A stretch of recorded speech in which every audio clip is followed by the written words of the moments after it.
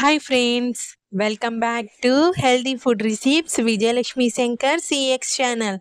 ఈరోజు మనము దొండకాయ పచ్చడి తయారు చేయడం నేర్చుకుందాం. టేస్టీగా, చాలా రుచిగా సౌత్ ఇండియన్ స్పెషల్లో ఉన్న దొండకాయ పచ్చడి తయారు చేయడం నేర్చుకుందాం. దీనికి కావాల్సిన పదార్థాలు: దొండకాయలు 250 గ్రాములు తీసుకొని శుభ్రంగా కడిగి పక్కన పెట్టుకోవాలండి. ముక్కలుగా కట్ చేసుకోవాలి. 4 టమాటాలు కట్ చేసుకోవాలి. 5 పచ్చిమిరకాయలు తీసుకోవాలి. వేరుశెనగుళ్ళు కప్పు తీసుకోవాలండి. ఒక నిమ్మకాయ సైజు చింతపండు తీసుకోవాలి. పోపు దినుసులు అన్నీ తీసుకొని మనం రెడీ చేసుకోవాలండి. ఒక పాన్ తీసుకోవాలి. దాంట్లో కొంచెం ఒక కప్పు ఆయిల్ పోసుకొని వేరుశెనగ గుళ్ళు వేసుకొని బాగా ఫ్రై చేసుకోవాలండి. ఫ్రై చేసుకున్నాక వీటిని పక్కన పెట్టుకోవాలండి. ఈ వేరుశెనగ గుళ్ళు వేస్తే చాలా టేస్టీగా వస్తుందండి. తర్వాత అదే దాంట్లో మనం దొండకాయ ముక్కల్ని వేసుకోవాలండి. దొండకాయ ముక్కల్ని, పచ్చిమిర్చి ముక్కల్ని వేసుకొని బాగా ఫ్రై చేసుకోవాలండి. ఈ ఫ్రై హై ఫ్లేమ్లో పెట్టుకొని ఫ్రై చేసుకుంటూ ఉండాలండి. దీంట్లోకి మనం కట్ చేసుకున్న టమాటా ముక్కల్ని కూడా వేసుకోవాలండి. వేసుకొని బాగా మిక్స్ చేసుకోవాలండి. 10 మినిట్స్ హై ఫ్లేమ్లో పెట్టుకొని బాగా కలుపుతూ మిక్స్ చేసుకుంటూ ఉండాలండి. ఇవి మొత్తం బాగా మగ్గిపోయినాక, ఫ్రై అయిపోయినాక చూడండి ఇలాగ వస్తుంది.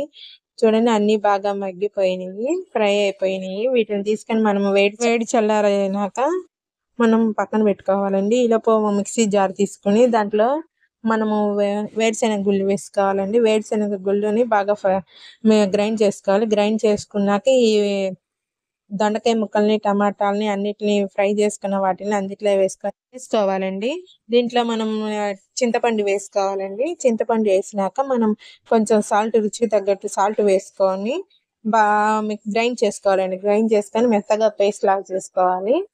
చూడండి, మనకి క్రంచీగా కావాలంటే కొంచెం చేసుకోవాలండి. కొంచెం వాటర్ పోసుకొని బాగా మిక్స్ చేసుకుని గ్రైండ్ చేసుకుంటే ఇలా పేస్ట్ లాగా వస్తుందండి.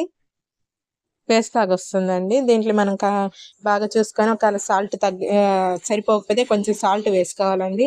దీంట్లో మనం కట్ చేసిన ఒక ఉల్లిపాయ ముక్కను వేసుకోవాలండి. ఉల్లిపాయ ముక్కను వేసుకుంటే చాలా టేస్ట్గా ఉంటుంది. మధ్యలో క్రంచీగా పళ్ళకు తగులుతూ చాలా టేస్ట్గా ఉంటుందండి. ఈ ఉల్లిపాయ ముక్కల్ని బాగా మిక్స్ చేసుకున్నాక మనం అదే బాండీలో మనం కొంచెం ఆయిల్ వేసుకొని పోపు దినుసులు వేసుకోవాలండి. పోపు దినుసులు వేసుకొని బాగా ఫ్రై చేసుకోవాలి. ఇందులో వెల్లుల్లి వేసుకున్నా కానీ చాలా టేస్ట్గా ఉంటుందండి. ఈ పోపు దినుసుల్లో చాలా టేస్ట్ వస్తుంది. ఈ పోపు దినుసులు కూడా బాగా చిటపటమనంగానే వాటిని మనం ఇలా పచ్చడి చేసుకున్న దేంట్లోకి వేసుకుంటే చాలా టేస్ట్గా ఉంటుందండి.